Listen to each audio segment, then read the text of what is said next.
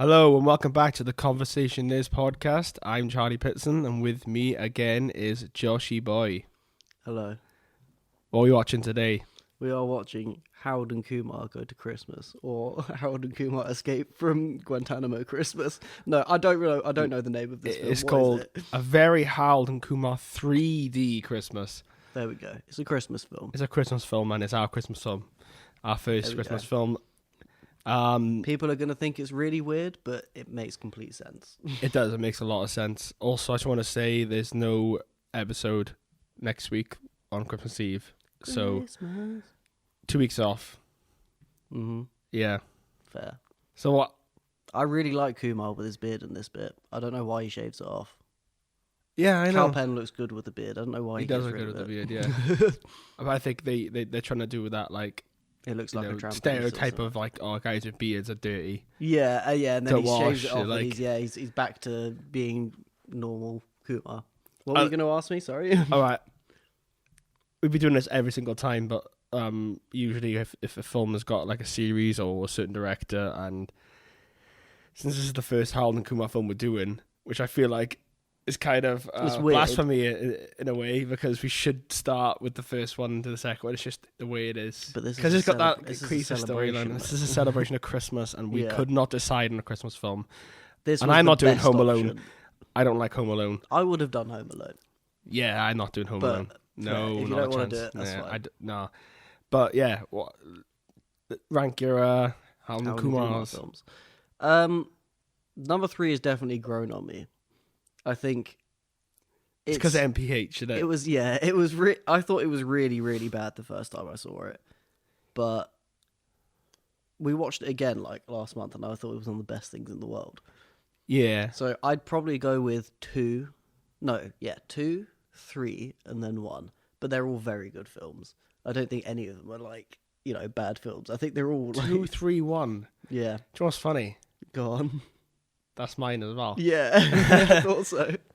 Guantanamo Bay, dude. It's got the better jokes. Yeah. It feels like, oh, okay, this is what the Harold and Kumar film wanted to be, because the first one is kind of cringe, very cringy at times, and yeah, number 2 just is hilarious, and the whole George Bush bit as well. I love number 2. And Rob Corddry as well.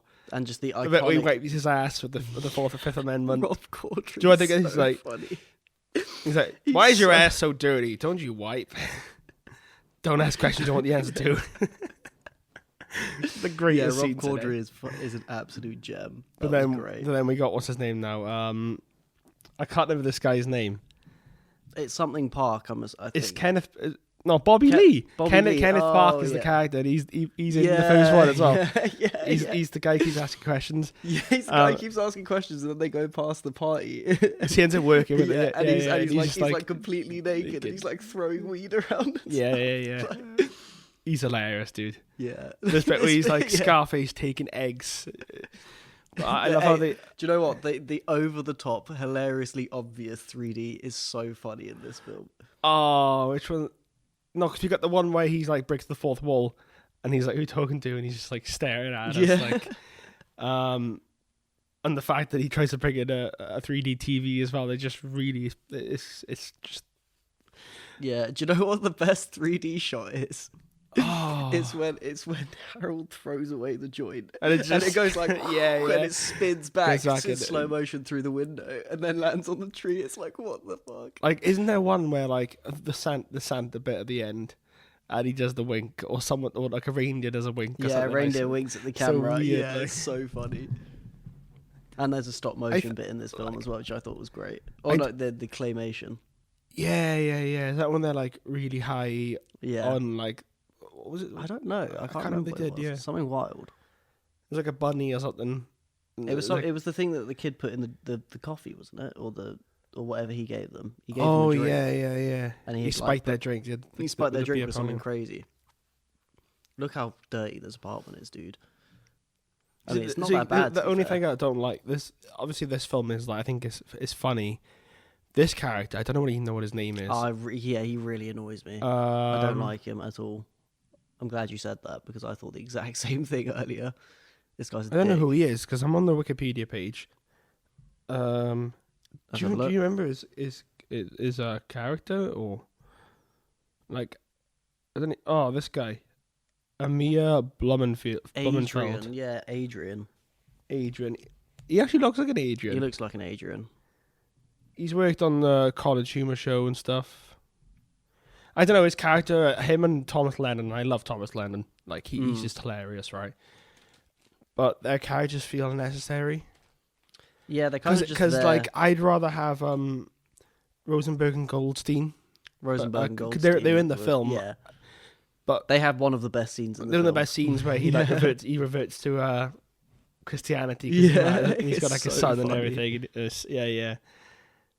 But it kind of takes their characters away, and I think that the only thing about this film I don't like is more about the story and just how NPH it doesn't is a great addition. It doesn't really feel like a Harold and Kumar film in terms of the other two. The other two were quite like, you know, I don't like the angle that they're not friends anymore, and then he got broken up with and stuff. Yeah, because they're better. They have really good on screen. They have good chemistry because they're mates. I think they try. It really annoys me that they're just not friends and they don't get much interaction. Yeah. And when it is interaction, they're fighting. It's like, Well, because it's usually they start off, they're friends, they get really high, yeah, do something stupid, or Kumar does something stupid, and Harold obviously can't shut up about trying to get Kumar to shut up, even though Kumar's clearly handling it in his odd way, and then it spirals out of control, and there's just like, you know, the clash and stuff. This one doesn't really have that. It takes too long for them to get together. Yeah. And Harold spends the entire film mad at him, and it's just, it doesn't really have like a redeeming kind of ending. Yeah. Like, not honestly redeeming, but he gets invited to the Christmas party is pretty much all it is. Yeah. That's it. It's not even, it's a weird ending, and I think it bugs me that they're not making another one. Like, they made enough money. Oh yeah, they should have definitely made another budget one. was 19 million and the box office was 36.2, which, you know, isn't too bad. It's not too bad. It's not great. It's not like a smash, but it's like, yeah. Well, you know, it's still quite a lot more. It's almost double. Almost double, yeah. So I mean, I see that as a win, but apparently, New Line Cinema and Warner Brothers and all the other ones don't. So it doesn't look like we're going to get a sequel anytime soon. But then again, if Bill and Ted can get a third film after like 30 years, I mean, we could do a Harold and Kumar, do the same thing where they're just like, they've got kids. Yeah, they both look really old. He doesn't get back together with what's his name? Kumar doesn't get back together with I can't remember what her name is. Vanessa? I think it's implied that they get back together though, isn't it? Because they turn up to the party together. Oh yeah, they do get together. Yeah. Yeah, because they have sex, dude. Because he goes into her room, doesn't he? Yeah. And then because she lives with her parents. Yeah. At like 34 years old. All right. Who is this actress for research purposes? Paula Garcias. She was on CSI Miami. Oh. Other stuff. Law and Order. Sopranos. Oz. There? I didn't know her name. Danny Trejo's in this film. It's such a great addition. Yeah, but that's what I mean. Like, when I first watched this, I did like it because I thought, well, I love Danny Trejo, right? Yeah. But my favorite Danny Trejo films are old Robert Rodriguez ones. Yeah. From Dust Till Dawn, Desperado, and The Machete. Have you seen The Machete films? No. Oh, wow, right. Do you know how we watch a lot of really bad films? Yeah. So Machete and Machete Kills, they're not bad. They're fucking great. Like, they're fucking great. You know, like Desperado. Yeah. So imagine Desperado, but like 20 years later. Lol.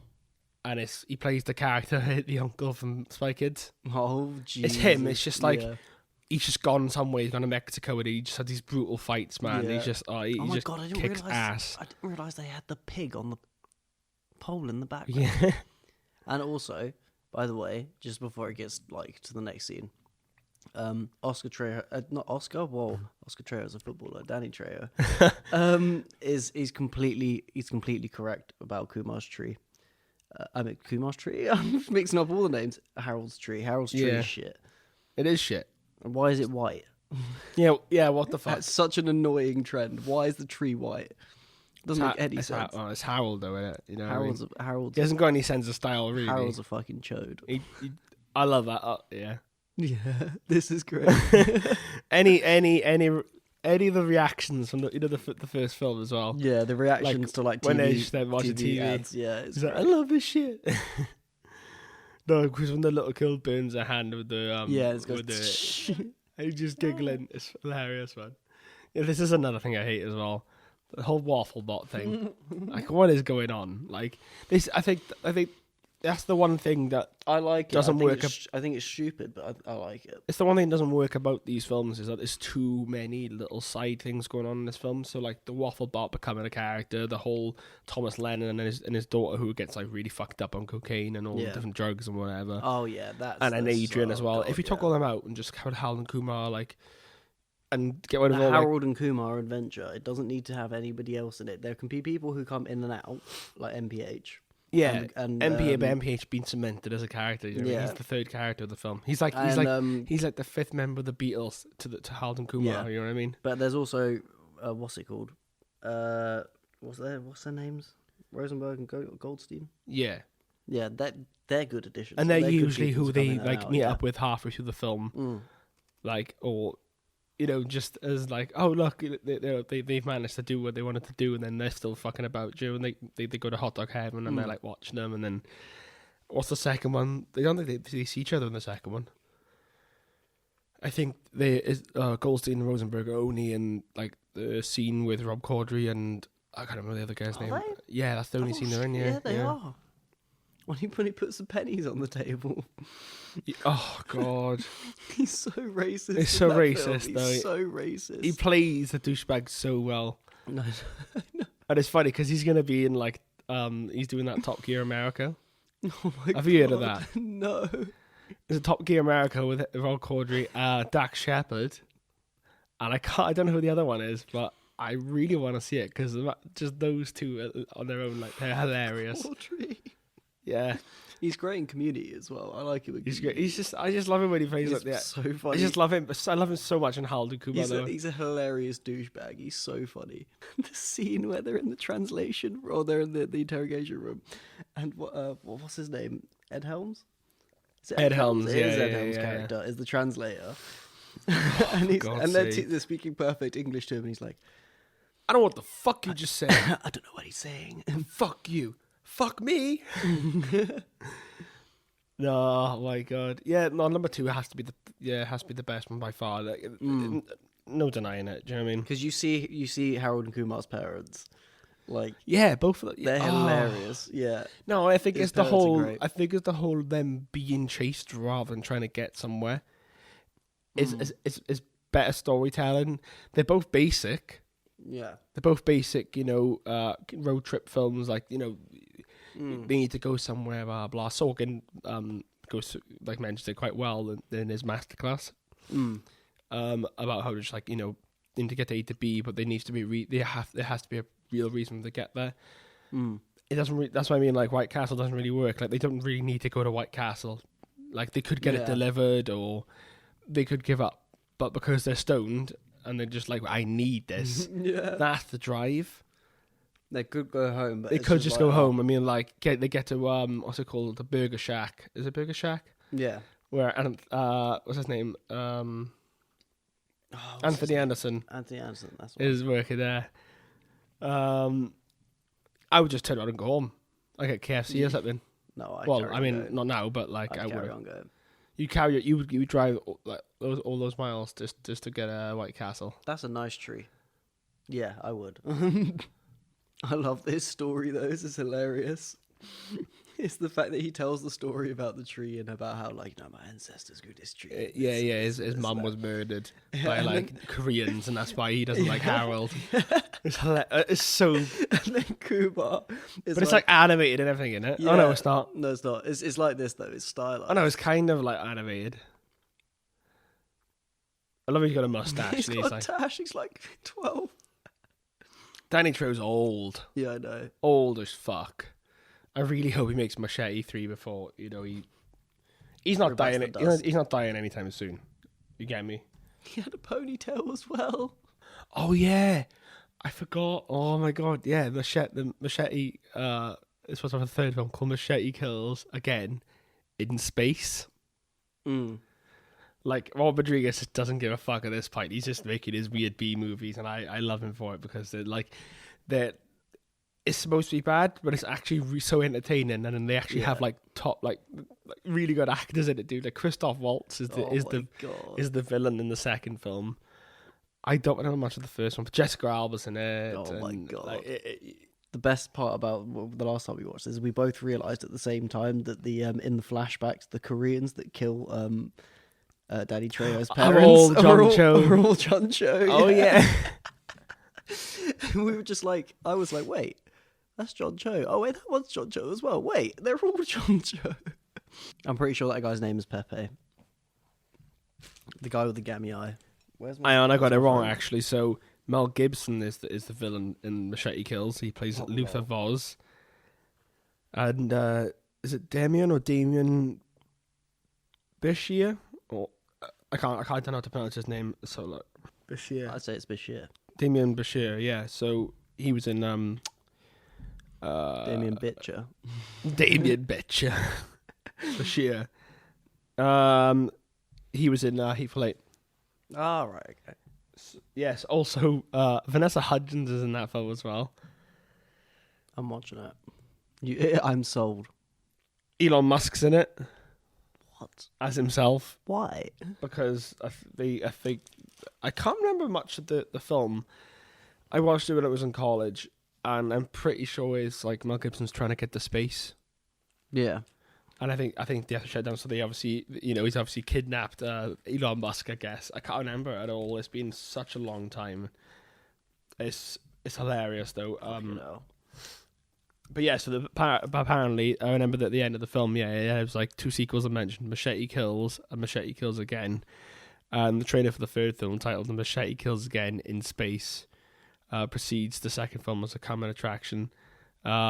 And apparently Danny Trejo in 2015 said the third film is happening. Yes. But like, I mean, that's nearly 5 years ago now. It'd be 7 years since Machete Kills came out. And obviously Machete came out 2010. But this, Christoph Waltz is the bad guy in the first one. Sorry, but basically Machete is a film made from like a short that he made like in the Grindhouse, the double feature film with Tarantino and stuff, and they had like those fake trailers. I think I showed you a few of those trailers. The Edgar Wright one, Don't, and he's like, he keeps saying "don't" like every 3 seconds. It's just like Simon Pegg, Nick Frost, and all the space crew and all that. They're in it. It's hilarious. Like, it was one of them. They actually paid the full film. So yeah, you need to go and watching them because he's so much funnier when he does like action compared to this. Because obviously he's just like a little old guy. He's got his little Christmas jumper on. But the window opens. Yeah, the window opens. He chucks the joint out the window, slow motion, does a U-turn, and then another window suddenly opens again. The joint goes through, and then it just starts lighting up the Christmas tree. Bro. It's Christmas magic. Well, yeah, they do say at the end that Santa is the one who delivered the joint. Yeah. So it's a magic joint. That's why. This is what I mean. So anyway, this scene bugs me because Harold's just being a dick for no reason. See, I think the problem he's a bit of a child. The problem with Harold is that a lot of the stuff that happens is his fault as well. Like there's a lot of things that happen because of something that he does, but Kumar doesn't get onto him the way that Harold gets onto Kumar. Yeah, I know. I think Kumar's just too chill. He's just way too chill at this point. No, but I think with this is what the big the baby winks. Yes, I knew it was something at the house that winks. Unnecessary. So unnecessary, but so hilarious. Like we just had a joint one like 2 minutes ago. There's another slow motion shot where 3D slow motion shot. There's about 20. I love how it just goes out as soon as it hits the ground. Yeah, because the logic. Yeah. Like it would just still be on fire at this point. Yeah, so basically, he blames Kumar. He did nothing about it. He chucked the joint out the window, didn't he? Yeah. But like, I think Harold Harold threw the joint out the window. Did he? Yeah, I'm pretty sure he did. Well, either way, I think it just bugs me that Harold's just unnecessarily being a dick most of the time in all the films. Yeah. Because usually, yeah, he usually does. He's usually part of his fault. That's what I mean. I think he can't take a blame at all. In the first film, there's a lot of stuff that happens that is his fault. In the second film, there's a lot of stuff that happens. I mean, it's all because he's high and paranoid. That is what happens. Yeah, because remember in the first film where the reason that they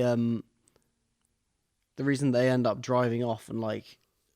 Oh, I can't remember what happens. Oh, when he chucks the weed out the window. He chucks the weed out the window, and he fucking he proper drives off because he thinks the cops are following him when it's just him being high and paranoid.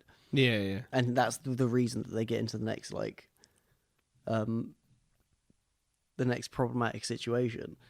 Because he was paranoid and he threw the joint out the window and fucking stepped on it and just drove away at like a top speed. Yes, even then though, he's just I don't know. I love Harold though, but Kumar is definitely the best character. Oh, Kumar's great. Like I think it's just Carl Penn radiates that like charm. Doesn't Yeah, it? Do you know what I mean? Rosenberg and Goldstein are quite good as well. David Krumholtz is Yeah. I think is he Rosenberg or he's Rosenberg? I think no, he's Goldstein. Seth Goldstein. David Krumholtz. Seth Goldstein. Yeah, and Andy Rosenberg. And then there's another character here, Santa Claus. And Jesus. Who plays Santa Claus, out of curiosity? Richard Reel. Who's that? I don't know. Does he have a Wikipedia page? He does. He does have a Wikipedia page. What's he been He doesn't in? have a picture, though. He was in Of Mice and Men. Was he? Yeah, A Dangerous And then Woman. he ended up being in Harold and Kumar 3D Christmas. Imagine going Lethal from Weapon. Mice He and has basically just like small roles in most films. He was in Deuce Bigalow, European Gigolo, not Male Gigolo, Office Space. He's been in some films. He's been in some films that like people don't watch, if anything. If you get me. Yeah. Halloween 2, but this is the Rob Zombie remake. one. He plays Buddy the Night Watchman. Oh my god. And then randomly he's just in Harold and Kumar Christmas film. Yeah, and then we got Jesus, who's played by Jake Johnson. Which is such a funny casting. Yeah, I remember he's that. so good in it, isn't he? I completely forget he's in it. Because He rings God and he's like, I completely "Dad!" forget about Neil Patrick Harris's Yeah. NPH is just Oh, he yes. is the best. I feel like character we ever. could talk about Neil Patrick Harris for a good 55 minutes. Neil Patrick Harris is a fucking international treasure.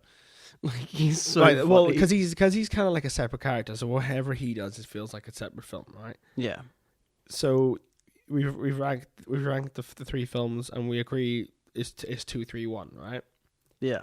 But what do you rank MPH's appearances? I want to say number one as his top. Is it usually because scene when he's like No, for the one scene of when they get back up to the highway and the car car goes yeah. past, and he's just like absolutely off his nut, and he's just like dancing dancing with strippers, and from he the car, he stares right at them as they drive past. Yeah, as he goes past, and it's just like nothing. Nobody says a word. You just see him go past in the car, dancing with strippers out the sunroof, and he looks right at them, and then he just disappears into the distance.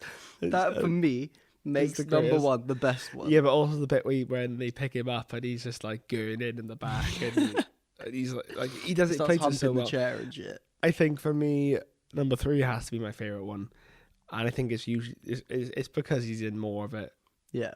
And I think number 3. If I could rank number 3 and number 1 at the same time, because number 2 is good, but it's just usually him shrooms and he's just like on the unicorn. Much of what? He's in the. He's the one who gets him past the Yeah, blockage, and he also like, gets shot as well. Oh yeah, that's good though, isn't it? Yeah. He gets shot in the. But I still second think one, and he ends up being in the the little car scene. It was hilarious as well. They don't actually ask the question, how the fuck is Neil Patrick Harris still alive, until they see him? Because surely they'd know he's alive because he's a famous person. So they'd see him they'd see Oh, yeah. because he's a celebrity. If he's alive, you'll see him, going to award shows, being in films, doing this, doing How I Met Your that. Mother. Yeah, exactly. So You would have been doing it for years Yeah. since the last so they one. would have known he was alive. They should have known he was alive at that point. How do they only ask him? And I can and be guarantee that surprised? Harold watches How I Met Your Mother. Yeah, exactly. Kumar probably does as well. But I mean, they're both in How About Your Mother. saying that, actually, I'm a How I Met Your Mother. I watched I was on YouTube and I was flicking through stuff. Just bored, and I found a video clip of him where you can't take a bad photo. Oh yeah, And it's like one of the greatest bits of that. Yeah. But it bugs me that they kind of like they don't keep it as a running gag for the rest of the seasons. I think they do for. I think there's an episode. I think there's an episode he in season sneezes 9. and then they actually take a bad photo of him. And I really thought I forgot they did that, but I thought he sneezes now and then he's going to be there like No, they standing do there. bring it back. They do bring the gag back. In season 9. Do they? Yeah, when he's on the day of the wedding, because he'd been drinking the night before and he got absolutely fucking ruined the night before. Yeah. Like he's too hungover to take his wedding photos. So they're like, oh yeah, well we can't get him up or anything. We have to try and get loads of different tactics for getting him up and out of bed and shit. Yeah. And then they were like, no, wait a minute. Barney never takes a bad photo. Let's just all take a photo with him now. And everything will be sorted. Everything will be fine. And they take a photo with him and he's still just dead on the bed. And they're like, no. oh my God, I think we might have killed Barney. Like, No, I really wish they had because it's one of the funniest things I've seen in that show. yeah. Do you know what I find great about that show is Marshall's when he sings when he has like his little he has loads of like music numbers Yeah, in the show. There's the one where man against the machine when he races the That's such a Jason Segel kind of thing, though, isn't it? Yeah. Because he's really into his musicals. So like obviously he worked on, I think he did write, or I know he was in it, but I think he wrote that Muppets film, the live action one. Yeah. And he shows that he kind of put it in Forgetting Sarah Marshall as well, the fact that he likes like making musicals or whatever. But I love it for it, man. But yeah, Neil Patrick Harris though, Neil Patrick Harris is amazing. Yeah. The fact that he has a couple of music numbers in How I Met Your Mother as well. I think there was actually a fact thing that was like they all have music numbers apart from Lily. Do they? Yeah, Lily's the only character who doesn't get or the only main character who doesn't get a music number in the show. I didn't even know the rest. Well, I mean, Robin was Robin Sparkles, Yeah. so that counts. What about Ted though? What's Ted's? Ted does the Perfect Date song. Yeah. All right, well, that's No, fair Super Date. because obviously, like, On your Super Date, that one. yeah, because obviously, if Barney does a few, then he does the He hippie does one. Girls vs Suits. Yeah. Girls vs Suits is the best episode of all time. Isn't that when purely they're all because of dancing that. in the street? Yeah. Yeah. And then yeah. at the end, he goes, no, I choose you, baby. Because it all started from when she's like, oh, you have to choose me or the suits. And then it goes into the music number. And then, at the end he goes, I choose you, baby. and like, just completely goes back on his word. How does Kumar not realise there's a child in the car at this point? This is one of the weird things with the phone. The child just gets like really fucked up. Yeah. Like, I think the baby being on drugs is unnecessary as well. yeah, it's just It's just not too many. unnecessary. It happens too It much. happens. There's too many things going on, so like everything has to be resolved by the ending, Yeah. and they don't usually get there. Like Like it just feels like some some of these characters, these two are absolutely they're fucked by the end of the film. they're unnecessary as well. They really are. But, It's too much things, remember, it's they end up being at Harold's Christmas party, and they're on the come down, yeah. and they're like sat in the corner like crackheads. It's like that's just why. It's just like I think they should have had it where Kumar has a joint in the car, the baby gets high, then that's where the joke ends. It did not need to be a running joke for the of rest her of the like film. on cocaine running up walls. Yeah, and stuff, exactly. yeah. It did not need to be a joke for the rest It's of the film. absolutely incredible and weird. Yeah. Let's do rotten reviews Yeah, go on. because I think this one will be quite good. I'm ready to defend this film To my To the dying grave, breath. yeah. Mhm. Yeah. So we've got. I was glad to see them again, but it's probably time for them to go get their lives full together now. Fuck you. Next. No, I'm joking. No, dude, Harold and Kumar's like iconic. Yeah. I think they're actually good films. I mean, the third one's a bit more like cheesy and stupid than the first two. It's shot better though. Yeah, it's definitely shot better. But I just can't stand this character, this Adrian guy. Adrian's so annoying, such yeah. a gimp. Although it's pretty funny when he when he gets when the mob boss's daughter tries to like have sex with him. Oh, then he realizes that it's the Yeah, and he realizes and she starts panicking. It's and there's that hilarious. little montage of his dad like Murdering people. Yeah. Yeah. It's hilarious, man. Because he reminds me of like a Russian version of the Mark Strong from Kick-Ass. Yeah. Like this feels yeah. It's got the same vibe in it. Anyway, so I got another one here. Seriously, someday you guys are gonna sober up, catch us on video, and wonder what gave you the giggles all those White Castle runs ago. People are just not allowed to have fun, are they? No. Like, I think it's, for me, that's just like, oh, that's just somebody who doesn't, doesn't partake in any kind of substances, including alcohol, and is just very boring. Like, That's a hot take. it's a hot take, but like only a hot take because I feel like people who can respect the fact that people like to get drunk or they like to get high or they like to do, whatever drugs they want to do. Yeah. If they can respect that, but also not do it themselves, that's fine. But it's Yeah. when people start to think less of other people because they like drinking or because they like partying and stuff like that. It's just like, dude. At a certain point, though, you got to worry about that person's Yeah, of mental course. well-being. But Because if someone's going out getting drunk a lot, then it surely isn't for fun. At that point, but not a lot, because obviously everything in moderation is what I'm talking about. Like, yeah. Is True. if somebody likes going out and likes, and It's the socializing of it, really. Yeah, not so much exactly. like- I get it. I think it shouldn't really affect the review, but that's yeah, it's just your opinion, man. it is just literally his opinion. Like, Yeah. So I mean, I understand where it's coming from because it's obviously someone who doesn't like to have fun. I feel like that's what it is. there's Go a on. fair one. Next yeah. one. There's a fair one, yeah. Yeah. And I feel like it kind of perfectly encapsulates what I feel about it as well. But I wouldn't give it a rotten. I wouldn't give it a rotten review. Oh yeah. So they say funny in spots, but the story and characters have almost nowhere to go. The direction feels aimless and crafted like a DTV film. In other words, this is an enormously disappointing threequel. I mean, I'd avoid certain words. I disagree with the severity of it, but I do understand Yeah. what it's saying. I think if they needed to take a lot of characters out because there are too many characters in this film, It's and definitely. that none of them have a real purpose, like apart from Harold and Kumar. I would say the first sentence is right. So it's funny in spots, but the story and characters have almost nowhere to go. They're just very random. Like in the second film, for example, they get arrested, they get sent to Guantanamo Bay. Every character that appears up to that point has a reason for appearing. Their parents appear because they're questioning their parents about their whereabouts because they've escaped from prison. Otherwise, them two are usually always in frame. Yeah. Oh, but I mean, like, what the characters have a purpose to be there.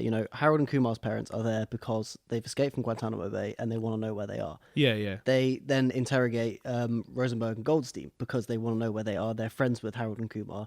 This kind of thing, They go to meet one of their friends who Raz. who lives in the area because they know he's rich and they know that he can get them somewhere. But usually, like, apart from obviously the few bits, so you got Rosenberg, Goldstein, and the parent scenes, yeah, and obviously some of the Rob Corddry scenes. Harold Harold and Kumar are almost in all of pretty it, much in yeah. everything. This one, there's too much showing up how we have the character, and then you're like, oh, what are they doing I think again? the only real random inclusion in the second one was the president. What do you mean? I mean, he was a great inclusion, but he didn't need to be there.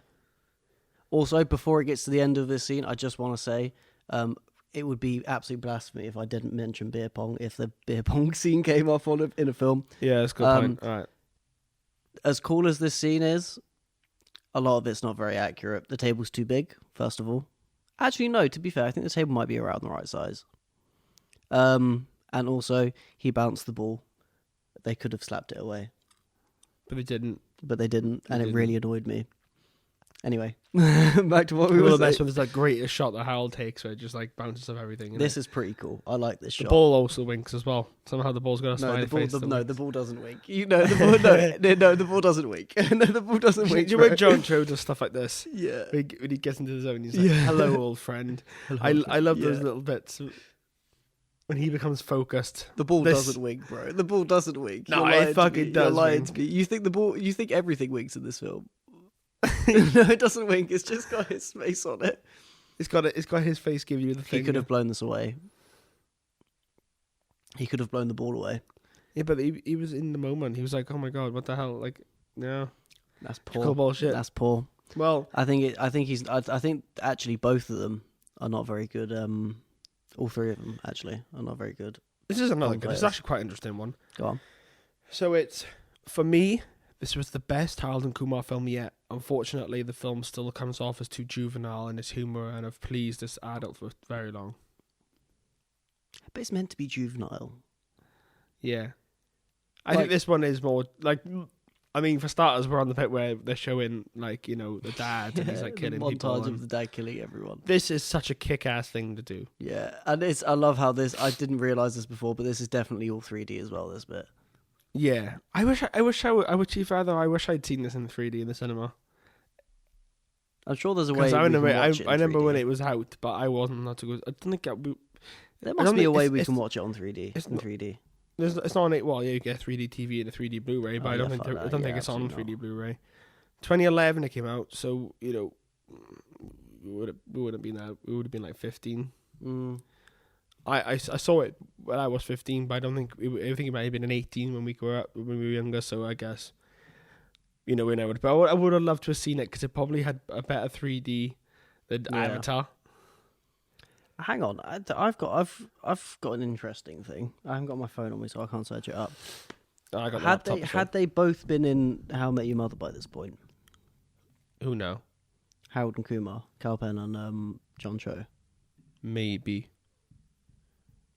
Because I know for a fact that John Cho had been in How I Met Your Mother at this point, but I don't know about Kal Penn because Kal Penn was in season 7. I can't remember when season 7 was. It might have been 2012. Well, John Cho was in 2007, so he was in it before the second. Yeah, dude, he was in season 3. Kal Penn, probably. I want to say it's gonna be like 2012. It was in July. In July 2011, he again left the White House to accept the role in the television series How I Met Your Mother. So this came out in July. That came out in July, but the film, I think came out at Christmas. Christmas, so he would have been. So they both, so literally by about the same time, by months, same time. Yeah, months apart. Yeah, fair play. Actually, yeah, he does look how he looks in How I Met Your Mother in this. So I'll do one more. Mm-hmm. So it's an extended bit featuring a strung-out toddler borders on offensive and isn't amusing in the slightest. So much of the picture leaving me as cold as an Arctic winter. Boo. The fun police are back. Yeah, but the bit with the extended bit, the whole featuring the toddler is very weird. Yeah. I agree with that. I agree with that first part, but the rest of the boo. No, that's what I want reviews. I think this girl looks quite a lot like what's her name?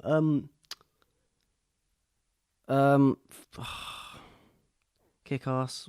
It's really gonna annoy me. I can't Lindsay Fonseca. No. It's Kick-Ass. Neighbours 2. What's that? Chloe Grace Moretz. Chloe Grace Moretz. She looks a bit like Chloe Grace Moretz. You reckon? Yeah, a little bit.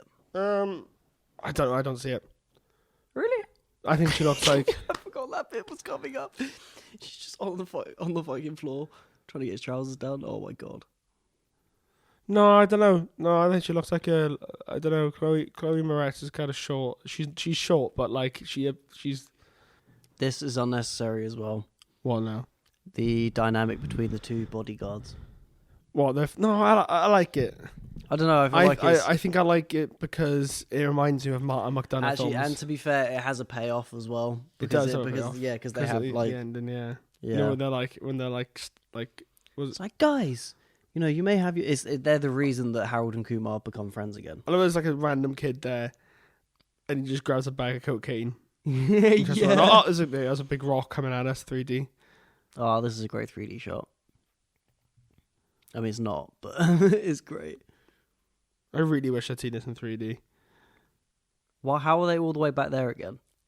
Wait. Because they're in slow motion.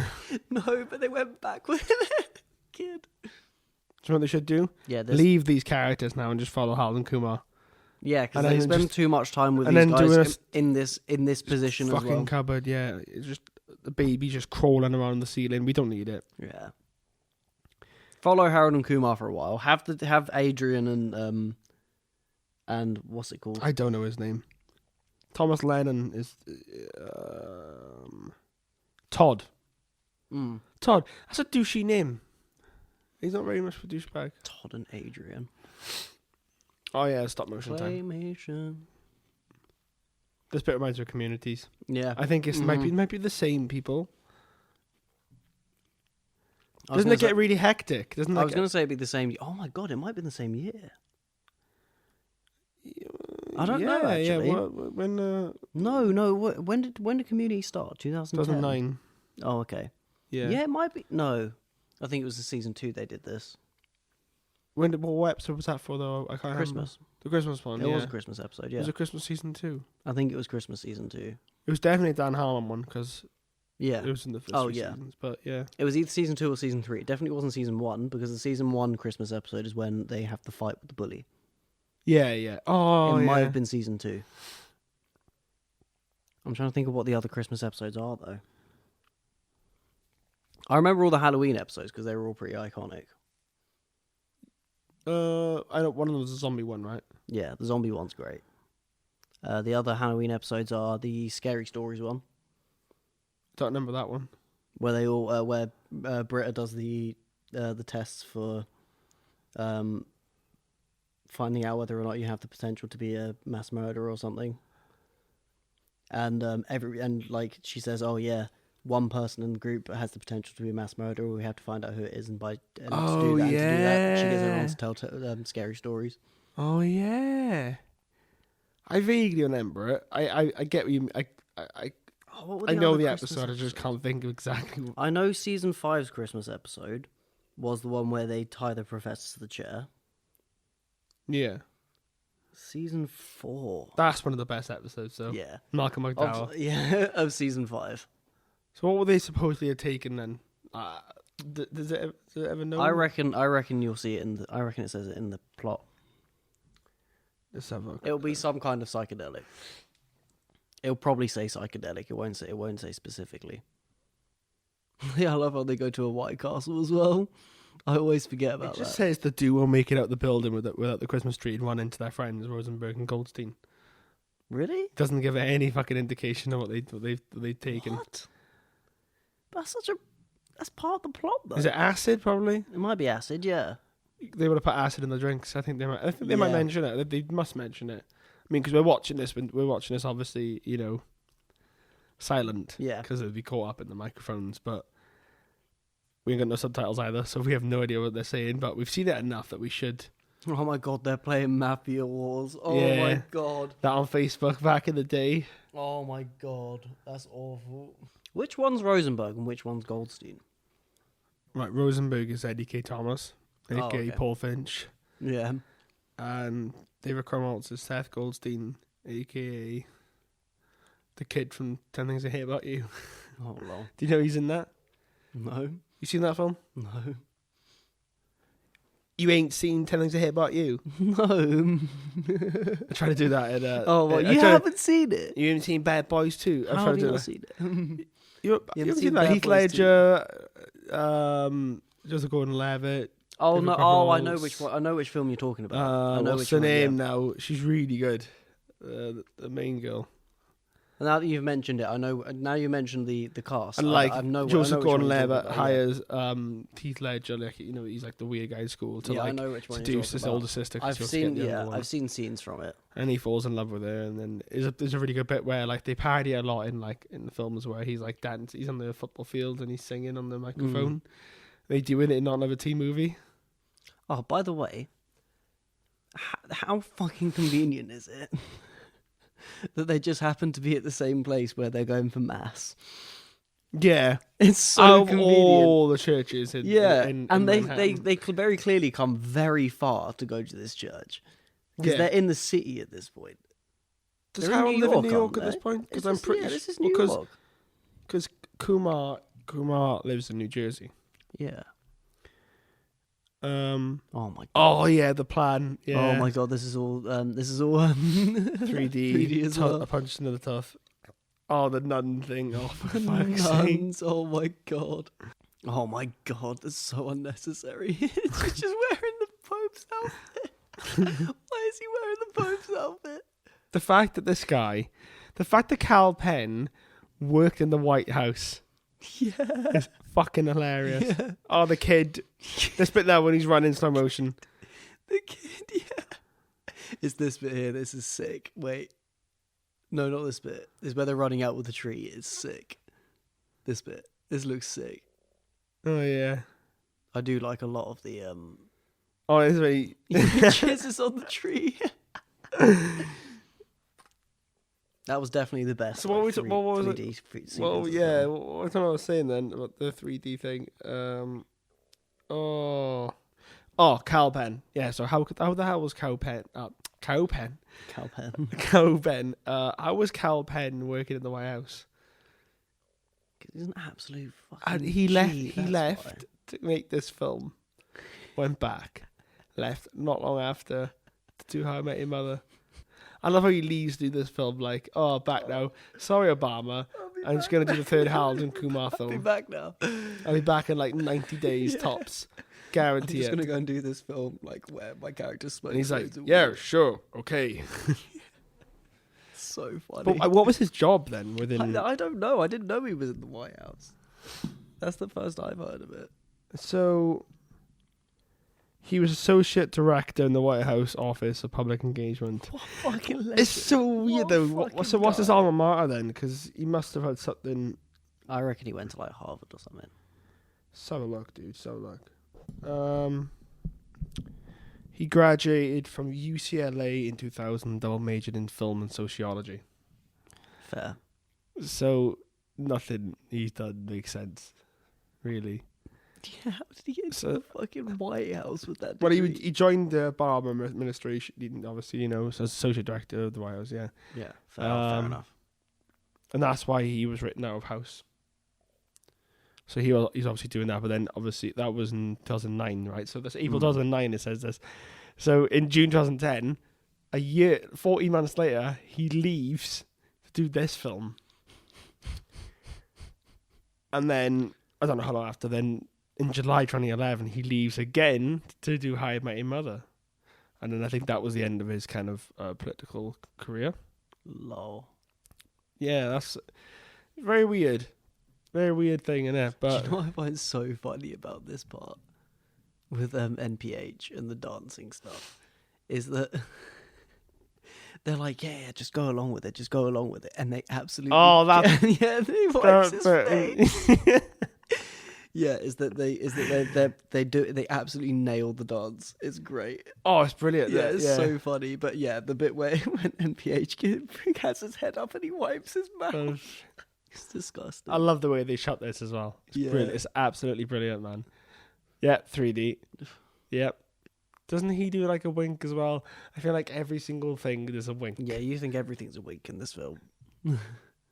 No, I swear he does a wink. What's this bit? Oh, it's Yeah. the waffle bots.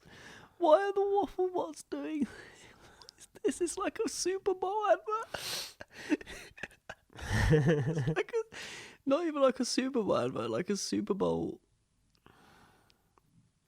I don't know, like replay animation. Do you know what I find really weird is that the film is like 2/3 the way through. Yeah. And NPH just turned up.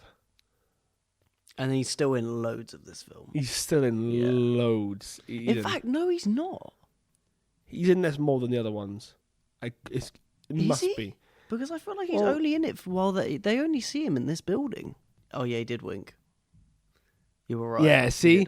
Everyone winks in this. But it was more like his tooth, like... His tooth has a face in it that winks, is it? No, it glistens, like... We got Brett Gelman. I love this guy. He's in that film, Joshy, I was telling you we should watch. Yeah. Joshy boy watching Joshy. I think you need to watch it. It's very sad. He's also in Fleabag. He's in something else I've seen as well. He's in fucking Fleabag.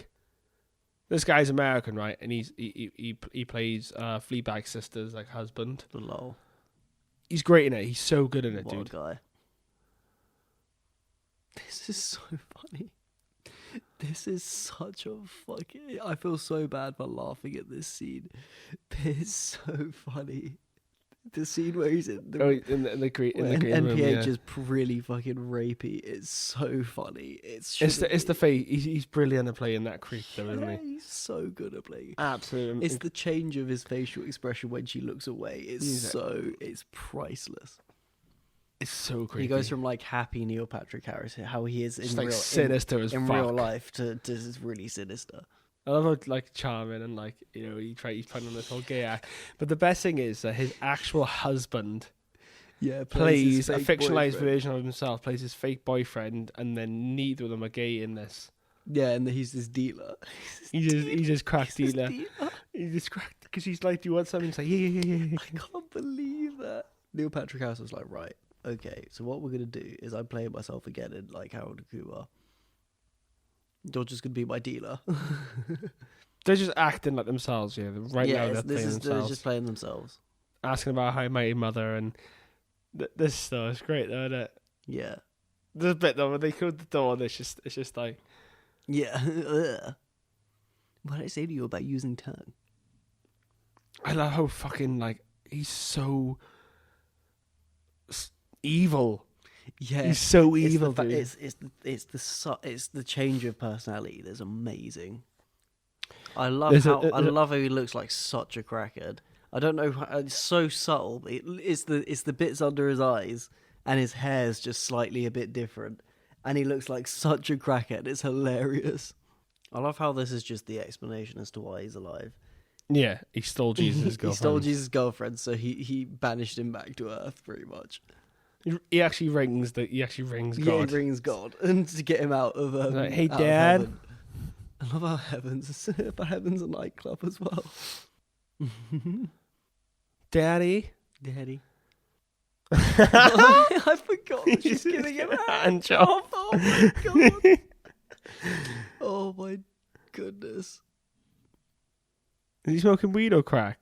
I think it's crack. I'm pretty sure he's got a crack pipe, so it's crack. I'm like 90%. That's sure crack pipe as well. Yeah, it's definitely crack.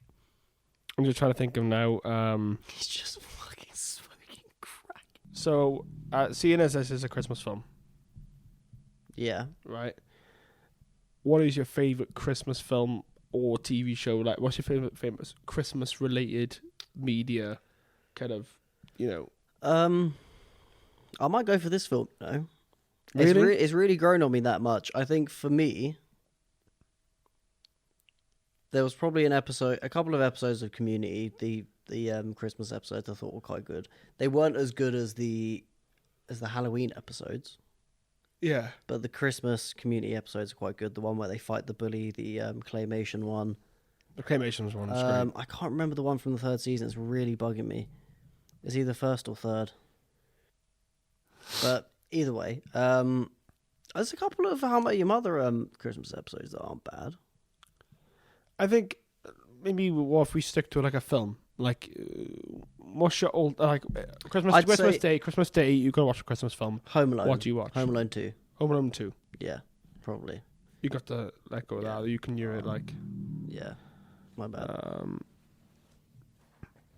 So yeah, Home Alone 2. I don't think I have one, but if I had to go for one, it'd probably be A Nightmare Before Christmas. Nightmare Before Christmas, good film. But I think for me and my family, I know we watch because we have the Home Alone films on DVD. Yeah. So we watch those most of the time at Christmas. I'm trying to think of what other Christmas films there are. It's really going to annoy me now. I mean, Love Actually is a brilliant Christmas film. I watched that. I usually watch that every year, I think, actually. I'd probably rate that. Gremlins, dude. Gremlins is a great Christmas film. Gremlin. Oh, yeah, Gremlins. Gremlins is a Christmas film. I love Gremlins. Gremlins is great. I think if we're talking me and my family, we probably go Home Alone 2 and Gremlins at the moment is what I can see there. Yeah, well, the Grinch. You got the Grinch, you got National Lampoons. I don't really like the Grinch, but You got the Santa. Oh, Muppets Christmas Carols, like all time Muppets great. Christmas Carol. I know how much you love Muppets because you love that really crap one as well. Muppets from Space is a great film. It's got a great soundtrack as well. No one cares about legendary soundtrack. What was even his name? I can't remember. Who? Gonzo. Gonzo, yeah. Gonzo's the guy, man. He's an alien from space. And he's got to meet his kind. I don't know. That's one of the only Muppets film series. You can't tell me that the soundtrack wasn't good. All right, fair enough. The soundtrack was good. Top the soundtrack was alright. Yeah. All right, I'll give you that. But I don't know. It just felt weird, like because the other ones were their own thing. So it was like Christmas Carol and the Treasure Island ones. They were the Muppets in an alternate, like kind of like a different world. But the space one, they're all just that's them. Life, and then like they find out this. It feels so out of it, and like I know it's the Muppets, anything can happen, but the other ones kind of fit like that theme for the entire film. The space one is just them kind of living their life, and then find out Gonzo's a fucking an alien, and then it just doesn't feel right. And Pepe the Prawn is in it as well. He's in it a lot as well. Pepe the Prawn is one of the best Muppets characters. He's great. Beaker's the best one. That thing that I shared with you on Twitter. Yeah. Using VAR, not VAR, VR, and he's watching porn on VR. Oh my god, what a guy! What a fucking G. What else is there? Hang on, let me. Die Hard set on Christmas Eve. It's like it is, but it's not. That's why it's counted because of the theme of Christmas. But it's not essential to the plot. Oh shit! Hang on, because obviously I've just googled Christmas films, so we're only getting the Christmassy ones. If we're picking Christmas films, here we go. The greatest Christmas film, of all time is it's The Nice Guys, the Shane Black film. Right? It's not a Christmas film. It's a Christmas film. It's set during Christmas. I don't care. Just because it's not Danny DeVito and Matthew Broderick fighting for who can have the best amazing house. Either way, I think we can both agree that the best film of two genres, because we're looking at two genres in this film. Yeah. Or in this podcast, because Harold and Kumar 3 is the best of both genres. It's the best stoner film. No. It's the second best behind Harold and Kumar 2. No, Dazed and Confused is the best stoner film. Dude. There's so many things. It's definitely one of my favorite Christmas films now. It's not a Christmas film I watch with my parents or anything. Although I think my dad would find it quite funny. Yeah. I my dad would find it quite funny, but like, I don't know. It's in my top 5 because I love Harold and Kumar. I think number 2 is probably one of the best stoner films of all time.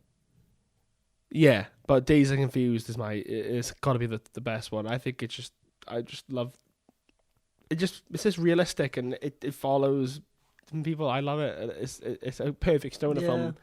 Because it doesn't try to be a stoner film, it just kind of like automatically. But see, I feel like if it doesn't try to be a stoner film, then that defeats the purpose of it being a stoner film. Yeah, there's two types of stoner films. Because I feel like the best stoner films are the ones that are meant that like they're over the top and they go in on like adventures. Yeah, and they're stoner films on purpose. Weird stuff. Yeah. Okay. It's about the main.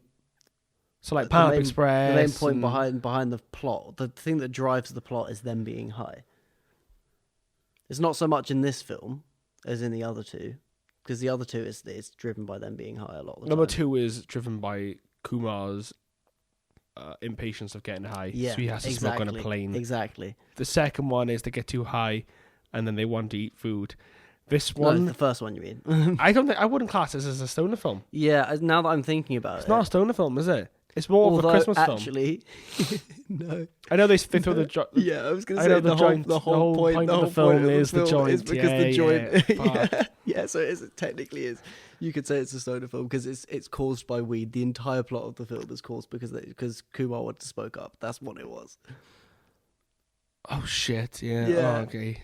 I was on the same thought process as you though for a minute there. I was like, I can't this is so much less of a stoner film than the other two. I think mostly because they don't smoke weed periodically throughout the film. Yeah. I think in Well, the it's first, because two they have Harold's joints abstained from every it night. now, isn't he? Yeah, Because when he moved and got the better job, he just kind of decided to quit. Yeah. Did they go did they go into detail about why they stopped being friends and he moved out? I know he married Maria and stuff, but do they? I can't remember, but I know why Harold stopped smoking weed. Harold stopped smoking weed because he was trying to have a baby, wasn't it? I don't know. I think it's revealed later on. That's what he was trying to do. It says here 7 years after escaping Guantanamo Bay and 2 years after they've last spoken, best friends and roommates Harold and Kumar have gone their separate ways. Harold's given up smoking cannabis, become a successful businessman on Wall Street, and married as a teenage girl from Maria. Kumar, on the other hand, is poor and still lives in the messy apartment he once shared with Harold. And he got kicked out of medical school because he failed the drug test. And then, because of that, Vanessa dumped him. Fair. And then, that's how the movie starts. Plot of the film. See, this bit annoys me as well. There's another bit that really annoys me is the baby fighting the drug lord, the mafia guy, because she's high on cocaine. Like it's so stupid. There's a lot of this film that I can forgive for being stupid because it's meant to be a the whole toddler thing is absolutely pointless. A lot of this film is meant to be stupid, and that's why it's funny. But this is ridiculous. Yeah, I hate this bit. I don't care about these characters. I when Harold and Kumar go on the left. See, this is what I mean. They've only just got out of the cupboard, dude. They've been in that cupboard for like 40 minutes of movie time. Yeah. It's so irritating. And then she eats magic mushrooms. No, she's eating ecstasy pills. Sorry. And he goes, oh, how this baby has not... Oh, yeah, he has one. How this baby has not died at this point is unbelievable. Like, a 3-year-old like could not handle that much drugs. Handful of, like, ecstasy. So much drugs. Yeah, because they get out of... Yeah, so this is where they shoot... Santa Claus, yeah. This isn't far from the end of the film now. This is the end of the film. Yeah. Yeah, it's a very short film. Very short film. This episode will probably be under an hour. It might be the shortest episode I'll ever do. Because there's a lot of, like... There's a lot of hums and stuff. There's a lot of hums in this one because there's not very much to talk about. And because it's so fucking... This is the latest we've done it, so, like, I'm kind of, like baked and tired. I got work at 11. Yeah. I will be rolling another one, but it can be a single one, I guess. Yeah. But it's such a hard thing to talk about. I think it's hard to talk about because I think it's definitely a film that needs to be reactionary in terms of I don't like it. We need to be able to. It's one of those films that we need to be able to hear because then we can make comments on like, oh yeah, this part's really funny or this conversation is quite funny. Yeah, because a lot of it's words. Like a lot of the funny scenes isn't like physical comedy. It's like their conversations. But that's what I mean. Their chemistry on screen is so good. There should be more of these two in the film. Instead of having to follow... I know the baby's name is Ava. Adrian and Todd. Todd, yes, there's Todd, Adrian, and Ava. Well, I can forgive this at this point. This is so funny. This is amazing. I love how the... I really wish, because I remember whenever this film was announced... and I was coming to probably the end of comp, going into college when I first saw it. Yeah, because I remember it came out like the Christmas when I was in comp year 11. Yeah. So I remember when this was announced, and it was called the Very Harold and Kumar 3D Christmas or whatever. And I thought, okay, this is kind of like, hopefully this isn't now a direct sequel. It's just kind of like they're making Harold and Kumar Christmas film just because that's a good idea. Yeah. And then it became kind of like a sequel of sorts, and I think if it was just like a standalone story that like instead of like them not being friends, it like happened like in between it happened before the Munchies. It's like it's just none it's of just a the random. the other two films don't have any bearing on what. It's just a random Christmas film, Eve adventure where like maybe say Harold, they were supposed to go home with their parents, and then miss their flight or whatever. Yeah. And then they go on a goose chase because it's Christmas, and Harold's like, well, I don't want to be alone, and I don't want to have no weed. And they'd be like, they could have like references to other Christmas films and stuff like that. Yeah, like, that's why I would have done it. I think I love this film as it is, but I think it works better as more of a standalone spin-off kind of. Also, another thing, does Kumar do surgery in every single one of the films? Because he does. I just realised. Does in the first one the bullet? He stitches up Santa's head. He stitches up Santa's head in this film. What does he do anything in the second film? I feel like he does. He does something wild in the second. I don't think he does. No, I don't think he does anything like that at all. No. I can't remember the end of the second film. Whoa. The end of the second film is when they're on the plane, and then they get the parachute. They land in George Bush's kind of like Texas house. And they smoke weed with him, and then he acquits him of all charges, and then he gets him like a escort to the wedding, crashes the wedding, and then they get together and they go to Amsterdam to meet Maria, and that's the ending. They go to Amsterdam. Yeah. I don't think there's any scenes with them. Where he does surgery. It's pretty annoying actually for my theory. I would have liked to have been like, by the way, he does surgery in every single one of the films, but he doesn't. Yeah, there's no continuity like Edgar Wright. You know what I mean? Edgar Wright, that's one thing he does really well. But then again, it's directed by the same people. What's wrong? Never taken a shortcut before. Yeah, I feel like him doing that's that one of the most iconic running gags ever. Oh yeah. But this was directed by Todd Strauss-Schulson, who worked on a few episodes of The In-Betweeners, the American series. Oh dear. Oh my goodness. And he recently directed that Isn't It Romantic film with Rebel Wilson. I don't think Rebel Wilson's funny. So it's the one where like she keeps waking up with she doesn't basically her life is a romantic comedy, so she's like. Has a thing with Hemsworth. I've heard. It's a Netflix. I think it's a Netflix. Yeah, I think I've seen the trailer for this. So like every time she has sex, she wakes up and she doesn't actually have sex because they don't have sex in romantic comedy. It's them basically trying to do a version of They Came Together. Yeah, but in a different twist, if that makes sense. Because that was clearly like one of the greatest rom-coms. Rom-coms of all time. Yeah, no, I've seen the trailer. Who doesn't want a film with Paul Rudd and honestly, Rebel Wilson, I don't find her funny at all. I think she was funny in Pitch Perfect. I think she's hilariously unfunny the same way that Melissa McCarthy is. And Amy Schumer. And Amy Schumer's completely different. I like Rebel Wilson and I love Melissa McCarthy because Gilmore Girls. Actually, I have nothing bad to say about Melissa McCarthy has her moments. I think more recently, I don't think I found her that funny. I think in a lot of older stuff, Melissa McCarthy's quite funny. Yeah. Bridesmaid, she's absolutely hilarious. Yeah. So hilarious. I believe she got nominated for an Oscar for that film. Mind. I retract that statement. Melissa McCarthy's been funny in older films, but like I think in a lot of it's because she's doing that Murder Time. What's it called? That. Bloody Muppet. I think it all began. Happy Time Murders. Happy Time Murders. I think it all started with that Ghostbusters film. The thing about the Ghostbusters film, right? And we're gonna lead into something else after this. Actually, because it fits in perfectly. Because go on. That Ghostbusters film, I watched it. Right, I didn't like it. There was no problem with the casting. The casting worked well. It was gutting for me to not like a Paul Feig film. Because Paul Feig he directed Bridesmaids. Yeah. He didn't write it. He worked and created Freaks and Geeks, dude.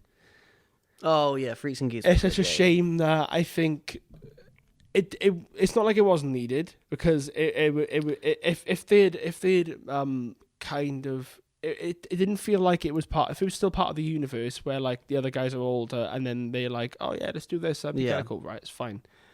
So some of the characters are a bit annoying, but I like the chemistry between the characters. I think what they nailed. For me, the reason it didn't work was because of Sony. I think if you think about Avengers Endgame, is it Endgame? Yeah, Infinity War's the first. Are you referring to the Endgame. The girl power scene? Yeah. If you stretch that out to a full-length film, that's Ghostbusters 2014. Is it 2016? 2016, yeah. That's Ghostbusters 2016. I have no problem with it being women in it. Oh no, I don't think there's a problem with that. I think it needs to be less on the nose. I would have rather it have been. I mean, it's not organic enough. It doesn't feel like it was. Was it set in the same? It feels like someone wrote the script and then Sony went, by the way, we want loads of girl power moments in it, and it's just kind of like, oh right, okay, well you don't need that. There's not many girl power moments because in as far as I'm concerned, if you write the script well enough, then you can make powerful. You can make powerful and influential female characters without making it too heavy-handed and too on the nose. I think where they fucked up, they assume that people are stupid and that they can't understand that a female character is powerful or is strong or is I feel like they think that the audience is stupid. I think the problem with that was down to the story though.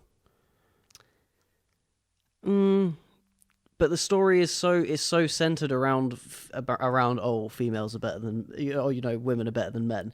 That's where the plot. That's essentially the plot. A lot of the time, all of the male characters are idiots, and all of the female characters are really, really smart. They don't try and hide it in any way. Like it's not. They don't try and make it an organic film. They're very lazy with the way they do their, with the way they do the feminist stuff. Because you can definitely get it in the film 100% without being that heavy-handed and stupid about it. I was thinking, I don't know. I've seen the film twice. I can't remember if is the film linked at all. The original cast members are in it, but they don't play any cameos. characters. They don't play themselves. Dan Aykroyd, I believe, is a taxi driver. Yeah, Ernie Hudson is in the underground, I think, at one point. Yeah, they don't play their characters from the first two films. Yes, I mean, so they just have cameos as all cameos. Yeah, so I think Bill Murray's is a bit more extensive than the others, though, isn't he? I think is Bill Murray more extensive than the others? Oh no, Bill. I think no. Is it Bill Murray who's in quite a lot of it? Bill Murray. I think Bill Murray might be the taxi driver. No, it's definitely Dan Aykroyd who's the taxi driver. But anyway, that much, I think. I think my problem is that the film would have worked better if it was linked to the original films. Yeah. So it was a spin-off, but not a direct sequel. So like the characters from the original Ghostbusters, they were a thing, and obviously this is kind of like, all right, there's ghosts appearing again, but they're too old to deal with it. And I don't think they should. I like they do the new one, but I don't think they're going to be in it in a way that we think is going to be like. I don't think not cameos, but that's what I wanted to get on. Yeah. I wanted to shift it because obviously, we haven't spoken about it, but like the Ghostbusters had that teaser trailer come out, or the full trailer. Oh yeah. Did you watch it? Yeah, I have seen it. Yeah, it was great. I just love the way they're going with the story, and we need to do Ghostbusters at some point. We do need to Ghostbusters. I think we should do it in time for the new one to come out, though. When does the new one come out? 2020. Nice. But it appears that Finn Wolfhard, his grandfather, is Hal Ramis, his character, Egon Spengler. Really? Yeah, that's pretty cool. And it's a nice tribute to Hal Ramis because obviously they mentioned that his grandfather is dead. Yeah. And it's a nice thing that, like, because when he's down in the basement or whatever, the shed or whatever it is in the trailer, you see the overalls, and you see just his name. Yeah, and that's like a hint. Okay, Hal Ramis is playing his dead grandfather, and it's just a nice tribute to him. And I think it's going to be. I don't think they need to do any more films with this. I think this is a nice, good ending for all the characters, for the whole entire franchise. For me though, is it going to be Sony again? If it's Sony, I have a feeling they're going to fuck it up again. Let's have a look. Because I think the 2016 one was entirely Sony's fault. If Sony weren't so basically the 2016 was a reboot, and I think that's why it fucked up. Yeah. If it wasn't a reboot, it probably would have made sense. I think Sony told them a lot of the stuff that they wanted to see in the film, and none of it worked at all. Yeah. The jokes fell flat for me. Like, So everything fell flat. it's called. It was very heavy-handed with its themes and its motifs, and it was just like, no. This is why this is Ghostbusters. It's called Ghostbusters Afterlife, the new one. Internationally known as Ghostbusters Legacy. I like Ghostbusters Afterlife a bit more. Yeah, I do like that one. Production company's Columbia, so yeah, Sony. I just don't think they care about the property enough. They don't. But the good thing about this It's one a is cash it's grab. directed. It's gonna be directed by Jason Reitman. Yeah, and that was the the son of Ivan Reitman. Ivan Reitman is the one who Yeah. directed the first two. But I think that was also the problem with the other remake, 2016 one, was that it was just a cash grab. It did feel like a cash grab. Yeah, because they wanted to cash in on the Ghostbusters name. If they actually get someone in who cares about, the I think that's why Jason Reitman is the good choice because yeah, of course, yeah, because what better choice would there be than the son of the guy, the son of the original writer? I'm yeah, of absolutely course. buzzing for it. If I'm honest, I think it seems like it's going in the songs. right direction, but I think because it's Sony, they could still fuck it up by doing something stupid. Yeah, but so far, Colossally stupid. Has he written anything else that what's it called? who knows? Jason Reitman, Yeah. dude, he's he's an incredible fucking writer and director, dude. Is he? He's done so many good What's he things. done? Wait, what's he done? He fucking directed Juno. Did he? He wrote and directed Up in the Air. Oh, Have you seen Up in the Air? I The haven't. I George know Clooney of it. film? Though. Yeah, I know of it. I know it's a good. I know Really it's a good good. film. Yeah. He also did Young Adult, Labor Day, Men, Women and Children, Tully, The Front Runner, Ghostbusters Afterlife, and then he's doing his animated feature debut, The Avengers of Beaky, The Unimaginary Friend. So he's actually quite a good. He's quite a seasoned. He guy. did 2 episodes of The Office, US Office. Mm. He was in Ghostbusters too. Was he? Yep. As what? As I'm assuming a kid at that point. Brownstone Boy 2, Yeah. 1989, so he would have been He would have been quite young. 12. Yeah, fair. Right, so before we close this episode, I think then, because of last week we did our favourite films of the decade, how about we do our most anticipated films of 2020? And what we're looking forward to. What films we're looking forward to start? I've just seen on your screen that there's going to be a Grudge film coming out in January. Yeah. I didn't know that. I'm quite looking forward to that now. I don't know if I want to watch. Well, the trailer John Cho before I is go in to it. bed. No fucking. John Cho is in the new Grudge film. Yeah. No yeah. way. That'll be I didn't released. know. How did I not know this? It's amazing. What else is there? What have we got? So we got Bad Boys for Life. Oh, the new Bad Boys film. Yes, I'm looking forward to that. There's going to be a lot of stuff on this list. I'll be like, yes. Doolittle with Robert Downey Jr. I've seen the trailer and I'm not sure about his accent, but continue. It's fair enough. Birds of Prey, and the Fantabulous Emancipation of One Harley Quinn. What do you think? Are you looking forward to that in any way? No. Do you not care? I was going to figure out a complicated way to say it, but no. What we've seen so far, I feel like this is kind of like, oh right, now she's getting into the Harley Quinn character. Is this set before Suicide Squad this or is after? I think this is before possibly, but it's got Thing plays Black Mask. Ewan Ewan McGregor. Yeah. Which I think is strange, but I'd like to see what. Okay, I'm excited for Ewan McGregor. Seeing Ewan McGregor. Yes, as because Black Mask. have you seen the trailer? Yeah, he looks really good. He looks good. And Yeah. people are going mental, but they're like, I don't like it. I don't like it. Everything else, I'm not looking forward to for this film, especially because we've had Deathstroke set up already, and he's not. I've just seen Sonic on your screen. Yeah, Sonic the Hedgehog. No, because it's Jim Carrey's playing Dr. Eggman. Yeah. I'm not sure. Because like about that. Jim Carrey's almost going back to his 90s roots with that role, though, isn't he? Or doing really exaggerated, over Yeah. the top acting all the time. Yeah. So I loved Jim Carrey. Very, very cartoony. Jim Carrey and Adam Sandler are quite similar. If you get me. Jim Carrey is a cartoon. He just is a cartoon. He is a cartoon. He's a cartoon. What's that one? Fantasy Island. Yeah, I don't know about that. Oh, we got Bloodshot, that Vin Diesel film. Have you heard about that? Where it's a Valiant Comics. Bloodshot is a Valiant Comics. Oh, right, yeah. IP, and it's. Oh, that's pretty cool. He's kind of like unstoppable in a way. It's really weird. It's gonna be really, it's really Vin Diesel-y, like Pitch Black and the Chronicles of Riddick and all that, like in XXX and stuff like that. Films. His over. Basically films. any film he's done is over the top. But this is like. Don't get me wrong. Pitch Black and the Chronicles of Riddick are amazing films. What about Mulan? Ooh, Mulan. I'm invested just because of Donnie Yen. And I know Ashley will be the same. I'm gonna go and see it. I'm not gonna listen to the reviews because the review's gonna be bad. I hope. Oh no, yeah, of course. I don't believe there's no music in that film, is there? No, my thing is I know the review's gonna be bad because the reviews were bad for Lion King and Lion King wasn't that bad. I thought Lion King was really good, but people didn't like it because it was so similar to the original. Oh, that's what's it called? The one with Maisie Williams in it.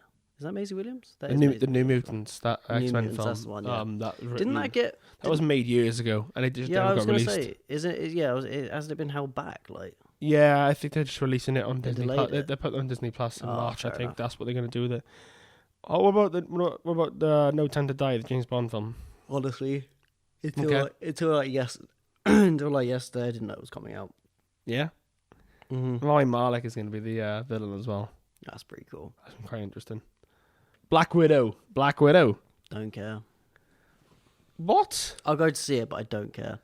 It's one of those things. It's like giving Falcon his own movie. It's just because it's Scarlett Johansson. Well, they fucking are, mate. They're doing Winter Soldier and the Falcon, and they're gonna have Zemo's coming back with the mask. We've got the bloody what's his name?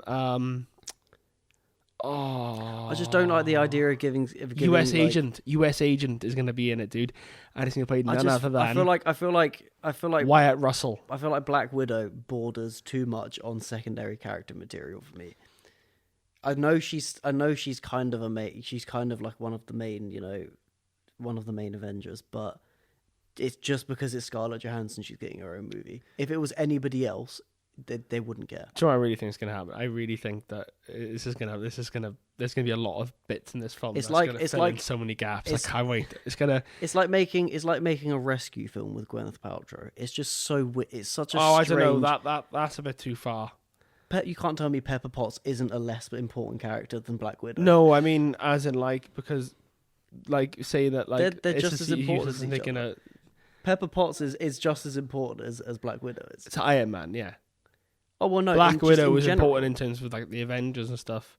Yeah, but Pepper Potts is still a big character. I'm interested because I like. It's like saying Mary Jane's not a big character. I want to know I like the cast. It's like making a Mary Jane film. David Harbour is going to be in it as what's the Russian Captain America? Oh, actually, yeah. Yeah. Well, that looks. I don't know. I just like the cast. The cast enough is. Yeah, I've seen. Yeah, I like the. I can give you that. I like the cast. The cast looks really good. Fast and Furious 9 apparently is coming out in the 22nd of May. Get in the bin. I like the Fast and Furious, and I've mentioned this a lot on here. I like the Fast and Furious films. I like the first three. But I haven't seen Hobbs and Shaw yet. I don't want to see it. I think it's going to be awful. I like Idris Elba. I like Dwayne Johnson. I like what's it called? Fuck. Is it Jason Statham? Yeah. Jason Statham. Yeah. Yeah. I like all of them, but I just don't care for a Hobbs and Shaw film. No one asked for it. Why have we been given it? Because money. Because they've made billions on those now. They've made $1 billion or $2 billion off the franchise. Who goes to see Fast and Furious in the cinema anymore? I watched number 8 in cinema.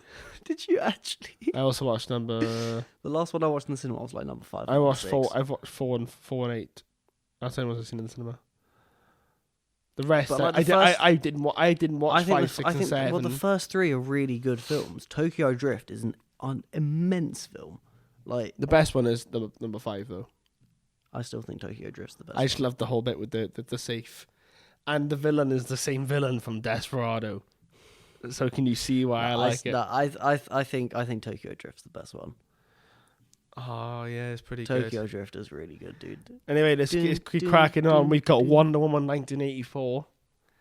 That is going to be incredible. You know what? I haven't really properly seen Wonder Woman. I'm excited for this film, but I haven't properly seen the first Wonder Woman, so I'm gonna have to watch the first one. I'm the same. This one entices me because Kristen Wiig as Cheetah. I see. We've had this conversation many times. We have, and on how I don't think Kristen Wiig is the right choice for Cheetah. I think it's so strange. I think it's the weirdest, the most left out, like out of pocket casting. I love this kind Robert of casting Pattinson's Batman because I still think that Daniel Radcliffe should play Wolverine. Yeah, I disagreed with you on that one. Everyone does. No one agrees with me, and I mean, it's just because he's short. Hashtag Radcliffe for Wolverine. It's just because he's short and hairy. It's not because he's short and hairy. I feel like a lot of people, right? They just think of look straight away, and they go, he can play so and so. They can't do that because they're not big enough. They don't do that. People are actors. People forget that actors can do whatever. They want, he's Harry Potter.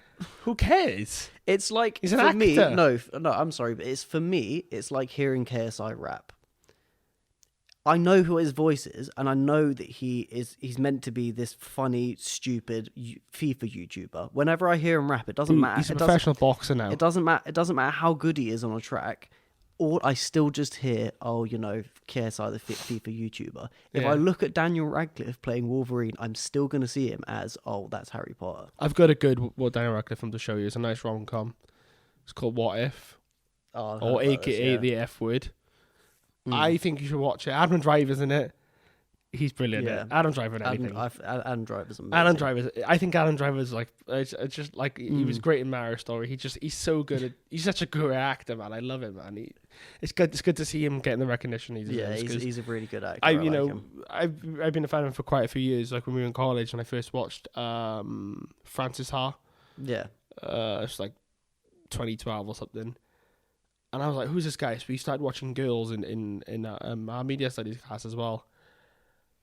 And we all me and Lauren, my sister, like we just got really into him. So we watched everything he was in, and he's been in loads of stuff, like loads of indies and stuff. And now he's obviously in Star Wars, and he's this big. It's incredible. He's a good actor, dude.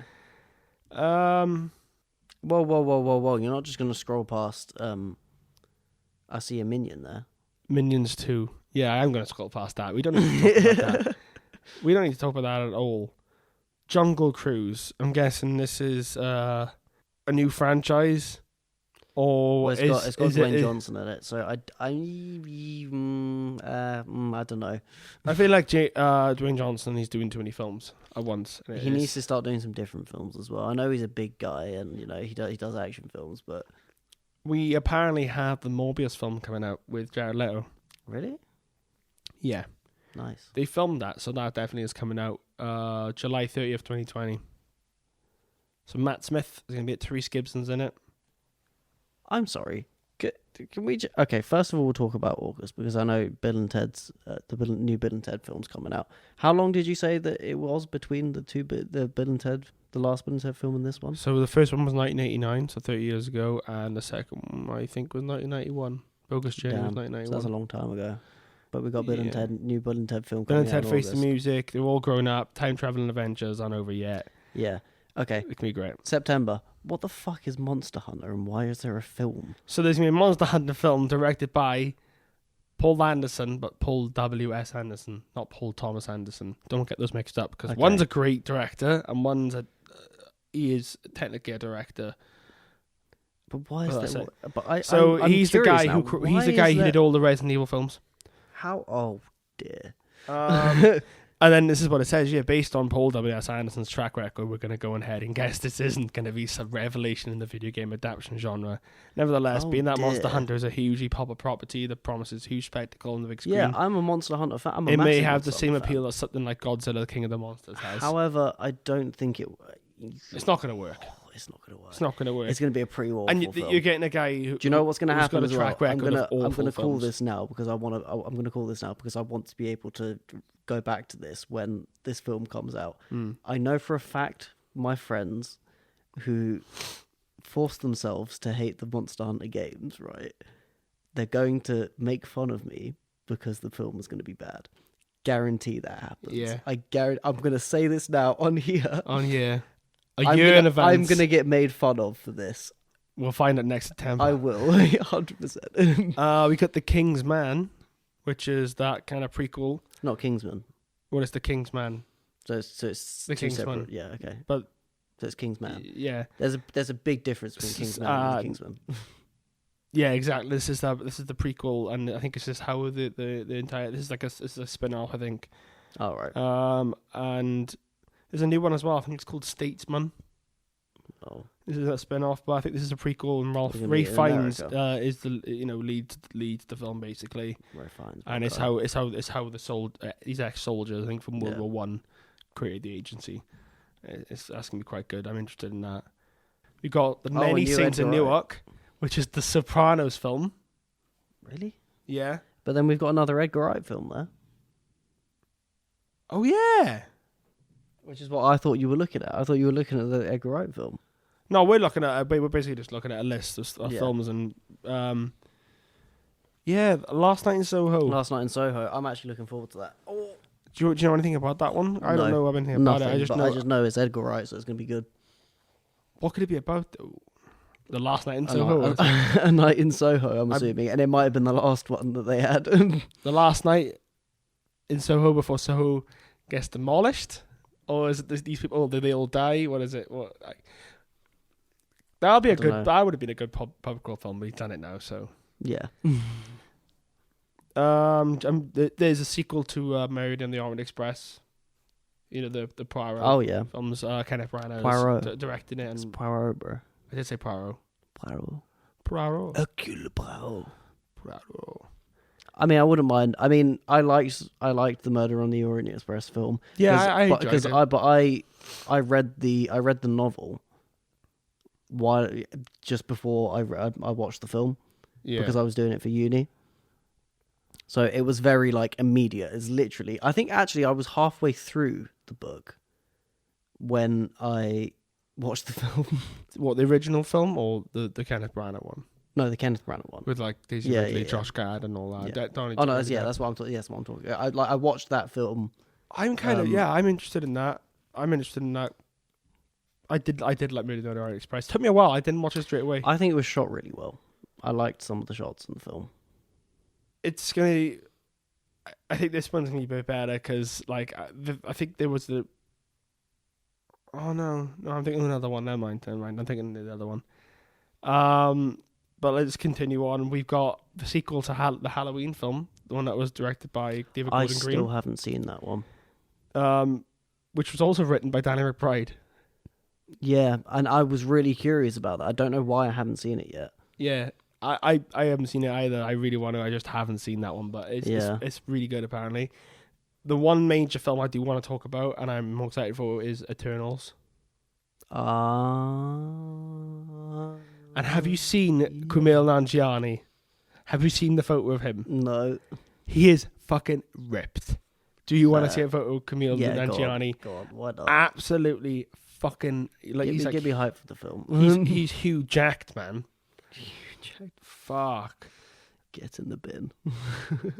Right, so you know who Kumail Nanjiani is, yeah? Yes. If I see his face, I'll know He's- exactly who it is. everyone I thinks have an idea. So basically, there's one thing about it which is really infuriating to the read, and I don't know if it's true or not, but everyone's saying he's on steroids.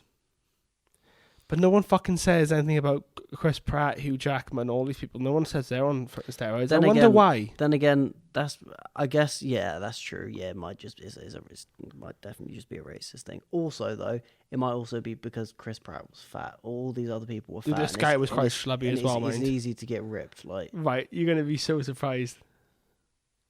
oh yeah, I wouldn't say he was fat though. Yeah, but he wasn't fucking ripped, though. No. Look how Yeah, chiseled yeah, he got it. Fair, what a legend. Fair play to the guy. I honestly can't wait to see him. He's one of my favourite comedians ever. I love him, man. He is Fair. amazing on Silicon Valley. The Big Sick is one of my favourite films of 2017. I think that 2017, 2018, maybe even 2016. I can't remember which year it came out, but he's just funny dude. Yeah. And it's great to see someone like him being in the Eternals. It's going to be amazing. And look how fucking ripped he is. Yeah, I know, it's hilarious. I'm sorry. The cast is stacked, right? Angelina Jolie, Salma Hayek, Gemma Chan, who was in Captain Marvel, not playing the same character. You've got Richard Madden, Kit Harington, and Brian Tyree Kit Henry. Harington's in it. Brian Tyree Henry's in it. I think he's playing Moon Knight. Wait. How have I not heard about this? You've not heard about this? Kit Harington's Kit Harington and Richard playing Moon Madden. Knight. I think so. That's amazing. That's an amazing casting. Oh my god. DC needs to take some notes because that is how you fucking cast a film. I'm just saying, All this DC nonsense about fucking Robert Pattinson playing Bruce Wayne. Jesus Christ. No, he's playing Dane Whitman. Oh, Black Knight, sorry, yeah, Black not Moon Knight. Knight, sorry, yeah. I was like confused then, He would have been a cool Moon Knight, but, that's fair. But yeah, no, so that's the Eternals. I can't even knew that. Brian Tyree Henry's in it, dude, from Atlanta. Oh, yeah. Yeah, no, I have to. I wonder if he's going to get ripped. Can you imagine? And then He Godzilla probably vs. Kong. I know you're going to be excited about that. Very because excited for that. you fucking love those. You love those films. Also, Brian Tyree Henry's in it as well. He seems to be in everything these days. Listen, we saw him in Joker as well. We saw him in Joker. Was he in Joker? He was the Was he the cop? No, he wasn't the cop. He was the guy at the hospital who gives him who doesn't want to give him the medical records. Oh yeah, he's the guy at Arkham. Yeah, no, it was Arkham. Yeah, it was Arkham Arkham, wasn't it? Yeah. Oh my god, yeah, he worked at Arkham. I completely forgot they went to Arkham in that. But anyway, continue because I've just realised what time it is. Yes, yeah, we're doing this very, very late. There's one more film I want to talk about, and that's Uncharted. So this film is supposedly coming out on the 18th of December 2020. Am I correct in believing Tom that Holland is playing a young Nathan Drake. Mark Wahlberg's apparently in talks. It's directed by Travis Knight, who I believe directed Bumblebee. What if Mark Wahlberg's in it? That makes And sense. he did Kubo and the Two Strings, and he did Bumblebee, I think. Who would Mark Wahlberg be playing? But An older Nathan Drake. Maybe it's time travel. no, Mark Wahlberg's playing Sully. Oh, okay, yeah, fair. But it says here that he was at one point to play Drake, and then he was in final talks to co-stars with Sully Sullivan. Yeah. Fair. But it's in talks, so I don't know if that's going to actually make it out for 2020. But yeah, that's kind of a fair list of. Hopefully, that's the savior of the video game films. Hopefully, what that gets us is essentially what would be Indiana Jones, but with Tom Holland. Yeah, that's essentially. It's kind of like give a younger generation their own Indiana Jones. Exactly. And that's essentially instead of ruining Indiana Jones and leaving it. I think they should leave it and then bring in a new selection. People will eat up anything anyway. So but if they can make a genuinely good Uncharted film with Tom Holland, it's a shame. It's a shame we didn't get it a few years ago with Nathan Fillion. Yeah, because they did that short film where he plays him. Yeah. Remember? Did you watch that? Mm. Yeah, that was pretty good. But anyway, yeah. So I think we should end this one here on that. Most anticipated films of 2020. I'm looking forward to 2020. It's going to be a good year. It's going to be a good year for you. I don't know that, but I'm going to assume it's going to be. I think it's going to be quite good. I can't wait. There's so many good things coming out. There's so many good TV shows coming out. It's just everything, man. It's going to be amazing. It's going to be a good decade for film. Good time. I hope, anyway. But with that, let's end this episode here. Thanks for listening to the Conversations podcast. I've been Charlie Pitson, and I've had Joshy Boy on me again for the sixth time now. Yeah, 6th or 7th time. It's a long time. I've been a long time. I feel like I'm on all of them now. You are on all of them. Yeah, I'm here, man. But yeah, subscribe to HillRat Productions if you want to hear more content. We have Game Set Chat, Red Pill, Blue Pill, other things coming in 2020. Everything's coming out in 2020, so stay tuned. Mm-hmm. Go follow us on Twitter, TCI Podcast. I think it might be _ in there as well. And then Conversation is Podcast on Facebook, and the same Conversation is Podcast on Instagram. Yeah. So, thank you for listening, and goodbye. See you later.